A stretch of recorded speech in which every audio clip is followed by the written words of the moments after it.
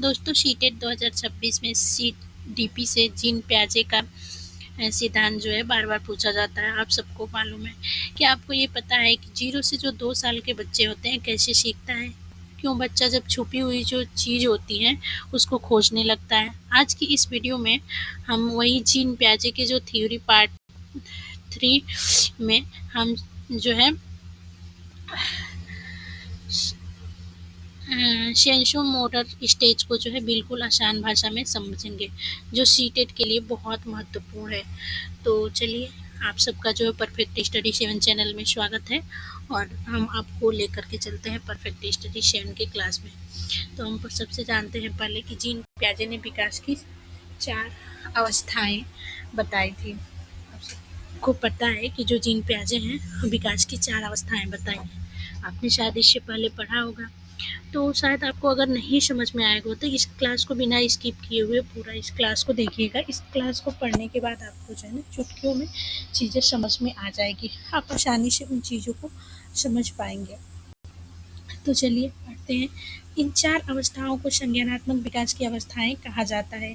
जो जीन प्याजे हैं विकास की 4 अवस्थाएं बताए हैं और इन 4 अवस्थाओं को संज्ञानात्मक विकास की अवस्थाएं कहा जाता है। पियाजे ने बताया कि बच्चे का विकास 4 अवस्थाओं से होकर गुजरता है। जो पियाजे हैं ये बताते हैं कि जो बच्चे का विकास है ना वो 4 अवस्थाओं से होकर गुजरता है। पियाजे के अनुसार बच्चे का विकास लगातार न होकर अवस्थाओं के अनुसार होता है। पियाजे ने बताया कि बच्चे का जो विकास है 4 अवस्थाओं से होकर गुजरता है और पियाजे के अनुसार जो बच्चों का विकास है ना वो लगातार न होकर अवस्थाओं के अनुसार होता है। जो विकास है बच्चे का किसी अवस्था में जो है तीव्र गति से होता है, किसी में मंद गति से होता है। तो इस प्रकार से पियाजे का कहना है कि जो विकास वो लगातार नहीं होती, जैसी अवस्था आती है उसके अनुसार होता है। जैसे देखिए होंगे कि शैशवावस्था में बच्चा जब जन्म लेता है तो उसको काफ़ी तीव्र गति से विकास होता है, लेकिन जैसे ही बाल्यावस्था में जाता है उसका विकास थोड़ा धीमा पड़ जाता है और फिर जैसे ही प्यूबर्टी अवस्था में आता है और किशोरावस्था में पहुंचा एकदम एकाएक जो है उसका विकास तेजी से होता है। तो वही पियाजे कह रहे हैं कि जो उसका विकास वो लगातार नहीं होता है, लगातार होता है पर धीमी गति से होता है, लेकिन अवस्थाओं के अनुसार होता है। यदि बच्चा किसी चीज़ को सीखने के लिए तैयार नहीं हो तो वह चीज़ उस चीज़ को नहीं सीख पाएगा। इसमें ये कह रहे हैं ना जीन प्याजे कि जो बच्चा है ना अगर किसी चीज़ को नहीं सीखना चाहते हैं, अगर आप फर्स्ट सीरीज देखे होंगे तो उसमें जीन प्याजे बताए हैं कि बच्चा जो है सीखने के लिए स्वयं सक्रिय होता है, वो चीज़ों को देखता है और सीख जाता है, करने लगता है। तो यही इनका कहना है कि जो बच्चा अगर किसी चीज़ को नहीं सीखना चाहता है, नहीं तैयार है, तो उस चीज़ को नहीं सीख पाएगा। और इन्होंने जो बच्चे को है ना नन्हा वैज्ञानिक कहा है कि बच्चे स्वयं से सीखते हैं, उनकी तत्परता आवश्यक है। तो आगे हम देखते हैं जीन प्याजे की कौन सी 4 अवस्थाएं हैं। तो सबसे पहला है संवेदी पेशीय अवस्था, सेंसो मोटर स्टेज। इसमें इंद्रिय गामक या इंद्रिय जनित अवस्था भी इसे जो संवेदी पेशीय अवस्था जिसे सेंसरी मोटर स्टेज कहा जाता है, इसका अन्य नाम है, इसको हिंदी में संवेदी पेशीय अवस्था कहते हैं और इसके अन्य नाम है इंद्रिय कामक अवस्था या इंद्रिय जनित अवस्था के नाम से भी पूछा जाता है। तो इसकी वाय जो होती है 0 से 2 वर्ष के जो बालक होते हैं तो उनकी जो अवस्था होती है तो उसे ही संवेदी पेशीय अवस्था कहते हैं। और इस अवस्था में जो बच्चा होता है ना अपनी इंद्रियों और मांसपेशियों के माध्यम से सीखता है। यानी 0 से 2 वर्ष के जैसे शैशवावस्था के बच्चे होते हैं तो इनके जो होता है ना ये अपनी इनकी जो इंद्रियां होती हैं और मांसपेशियां होती हैं उसी के आधार पे ये सीखते हैं।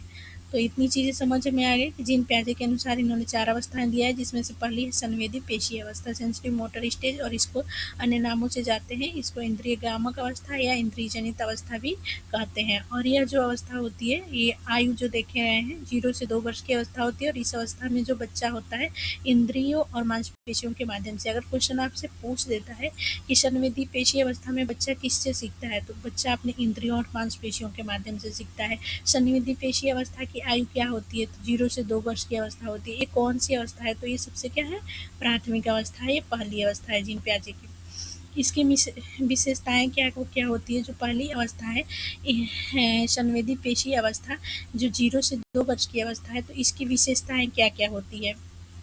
तो इसकी जो विशेषताएं होती है, पहला वस्तु अस्थायित्व होता है, दूसरा होता है परावर्ती क्रिया, तीसरा है इंद्रिय आधारित अधिगम, चौथा स्मृति आधारित अधिगम, उसके बाद है मूल प्रवृत्त्यात्मक व्यवहार, उसके बाद है अनुकरण, उसके बाद कल्पनात्मक खेल की शुरुआत करना, और उसके बाद है लक्ष्य उन्मुखी व्यवहार की शुरुआत, और उसका है लास्ट में है मानसिक निरूपण। तो ये सारे जितने भी हेडिंग है, इस हेडिंग को हम चलिए एक बार जो है इसका हम जो है सारे हेडिंग को एक्सप्लेन करके जान लेते हैं। और ये जितने भी पॉइंट्स हैं ना, जितने भी हेडिंग है, सारे हेडिंग जो है ये जिन प्याजे के ये विशेषताएं हैं, तो इनको पढ़ना आवश्यक है, क्योंकि ये एग्जाम में पूछता है। वस्तु जो है आपको एग्जाम्पल दे देगा, उससे पूछता है। तो वस्तु अस्थायित्व क्या होती है? तो इसमें क्या होता है ना कि जो वस्तु वस्तु भले ही आंखों से ओझल हो गई हो, लेकिन उसका अस्तित्व बना रहता है। जैसे बच्चा खिलौने से खेल रहा होता है, वस्तु अस्तित्व में क्या है कि बच्चा खिलौने से खेल रहा होता है और माँ खिलौने को पकड़ने के पीछे छुपा देती है, सॉरी कपड़े के पीछे छुपा देती है। बच्चा खिलौनों को देख नहीं पाता, फिर भी वो समझ जाता है खिलौना कहीं यहीं कहीं और उसे खोजने की कोशिश करता है। जैसे अपने घरों में देखे होंगे, छोटे छोटे आपके घर में बच्चे अगर हो गए, तो कोई चीज़ अगर उनसे ज़बरदस्ती वो लेते हैं कि नहीं मुझे ये चाहिए, देखते हैं अक्सर बच्चे कटोरी गिलास आदि से ही खेलना पसंद करते हैं, उन्हें खिलौने देते हैं तो उसको जब इधर उधर फेंकने लगते हैं, तो फिर आप उनके हाथों से ले लेते हैं। तो वो क्या करते हैं बच्चे, उसको ना ढूंढते हैं। आप बोलते हैं ऐसे कि ले ले जा, कहीं गया कौवा इसको लेकर के गया, इस प्रकार से उसको बोलते हैं ना बच्चे को। तो वो बच्चा इतना तो समझता है कि वो खिलौना क्या है, और हम अपने पीछे छुपा लेते हैं या कहीं छुपा देते हैं।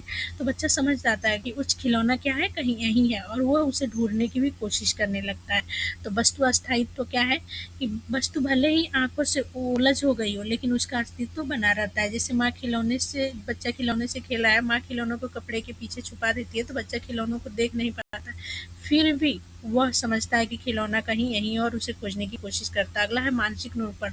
वस्तु के न होने पर भी मन में उसकी आकृति बना लेना मानसिक निरूपण कहलाता है। उदाहरण है, कोई वस्तु है और उस वस्तु के न होने पर भी जब बच्चा उस वस्तु की आकृति अपने मस्तिष्क में बना लेता है, तो उसे मानसिक निरूपण। जैसे बच्चे खिलौने को देख नहीं रहा है, फिर भी उसके मन में खिलौने की तस्वीर बनी रहती है। जैसे कोई बच्चा है और वो खिलौना है उसके पास है, और दूसरा बच्चा उस खिलौना को ले लेता है, तो उसको ये लगता है कि वो देख नहीं रहा, लेकिन उसको ये लगता है कि ये मेरा ही खिलौना है। उसके बाद है परावर्ती क्रिया, रिफ्लेक्टिव। बालक द्वारा किसी क्रिया को सीख लेने के बाद उसे बार बार दोहराना और उसकी खुशी महसूस करना परावर्तिक क्रिया कहलाती है। बालक जब किसी चीज़ को सीख लेता है, तो उसके बार बार दोहराता है, उससे उस खुशी महसूस करना परावर्तित क्रिया कहलाती है। जैसे बच्चे का चूसना, वस्तु को उठा करके मुंह में रखना। जब वो कोई भी वस्तु पाता है, उसको उठा करके झट से क्या ले जाता है, मुंह में लेकर जाता है। क्यों? क्योंकि बालक क्रिया को सीख लिया कि कोई भी वस्तु उठा करके वो मुंह में ले जाने लगता है, और बार बार उसको दोहराता है। आप देखते हैं ना, मुंह में अगर हाथ डालता है, कोई चीज़ डालता है, तो उसे मना करते हैं, लेकिन नहीं, फिर वो लेके जाएगा क्योंकि उसे अच्छा लगता है। तो ये परावर्ती क्रिया है कि बालक द्वारा किसी भी क्रिया को सीख लेने के, जब वो कोई भी क्रिया सीख लेता है, तो उसी चीज़ को बार बार दोहराता है, उसको करके खुशी महसूस करता है। उसके बाद है इंद्रिय आधारित अधिगम। तो इस अवस्था में बच्चा अपने इंद्रियों से देखना, सुनना, स्वाद आदि के माध्यम से सीखता है। उसके बाद है स्मृति आधारित अधिगम। इंद्रिय आधारित में क्या है, इंद्रिय कितनी होती है, 6 होती है ना, तो उसी माध्यम से वो सीखता है। स्मृति आधारित अधिगम। स्मृति आधारित अधिगम का अर्थ है कि बच्चा पहले सीखी हुई बातें, अनुभव और यादों के आधार पर नई चीज़ों को सीखता है। यानी स्मृति आधार, कोई चीज़ पहले से देखा है, सुना है, समझा है, उसको सीख लिया है, उसी के आधार पे, उसी के याद के आधार पे कुछ और चीज़ों को देखता है। जैसे बच्चा अगर पहले खिलौने को पहचानना सीख चुका है, तो बाद में वही खिलौना देखकर उसे पहचान लेता है कि यह उसका खिलौना। अगर कोई बच्चा वो खिलौना पहचान लेता है कि मेरा खिलौना, अगर आप किसी दूसरे बच्चे को देते हैं ना, तो तुरंत नहीं भी देखा रहेगा कि दिया हुआ है, लेकिन फिर भी वो पहचान जाता है कि ये मेरा खिलौना है। मूल प्रवृत्त्यात्मक व्यवहार। मूल प्रवृत्त्यात्मक व्यवहार वह व्यवहार है जो बच्चों में जन्म से ही पाया जाता है, जैसे और जिनके लिए उसे अलग से सीखने की आवश्यकता नहीं होती। यानी मूल प्रवृत्त्यात्मक व्यवहार क्या है?